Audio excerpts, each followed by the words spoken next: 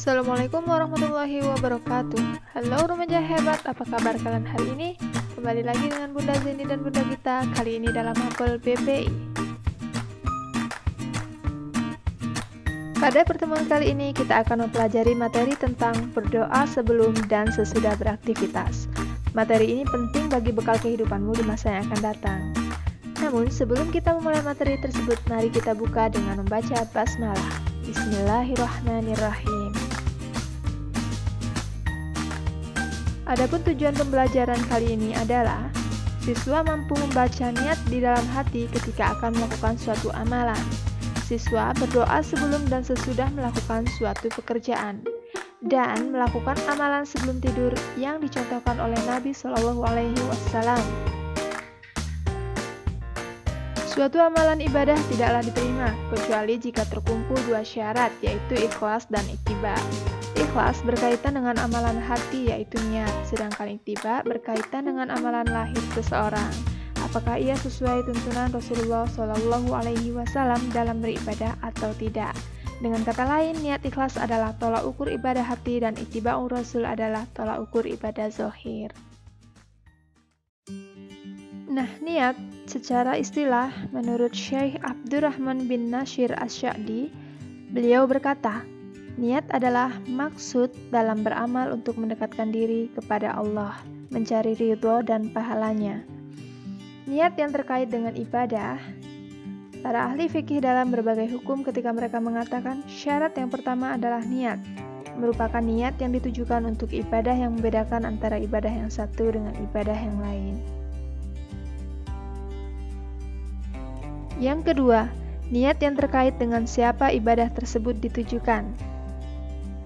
Niat dengan pengertian ini sering diistilahkan dengan ikhlas. Amirul Mukminin Abu Hafs Umar bin Khattab radhiyallahu an berkata, "Aku mendengar Rasulullah Shallallahu Alaihi Wasallam bersabda, sesungguhnya setiap perbuatan tergantung niatnya, dan sesungguhnya setiap orang akan dibalas berdasarkan apa yang ia niatkan. Siapa yang hijrahnya karena ingin mendapat keridhaan Allah dan Rasul-Nya, maka hijrahnya kepada keridhaan Allah dan Rasul-Nya. Dan siapa yang hijrahnya karena menginginkan kehidupan yang layak di dunia atau karena wanita yang ingin dinikahinya, maka hijrahnya akan bernilai sebagaimana yang ia niatkan." Hadis riwayat Bukhari dan Muslim.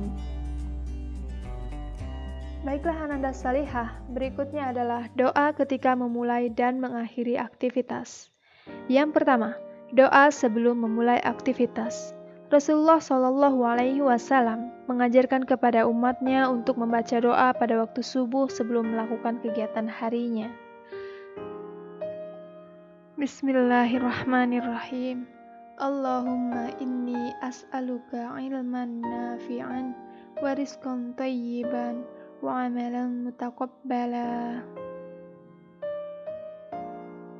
Bismillahirrahmanirrahim.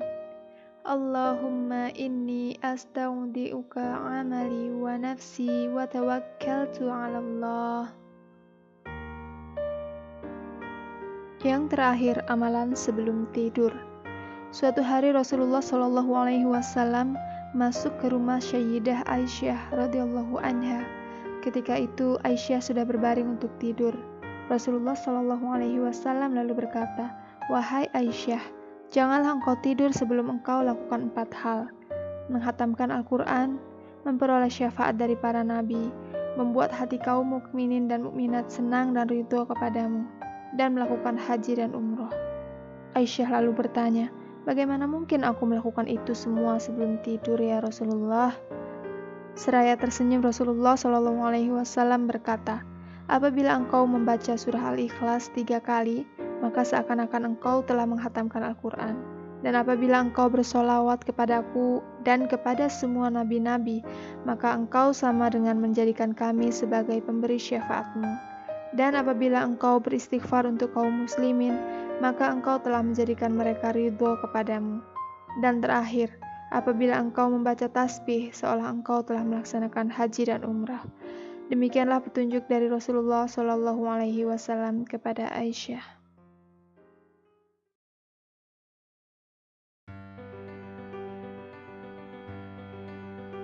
Baiklah Ananda yang salihah, itulah tadi ringkasan materi kita pada pertemuan kali ini.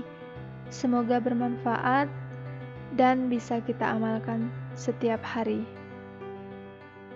Billahi taufiq wal hidayah. Assalamualaikum warahmatullahi wabarakatuh.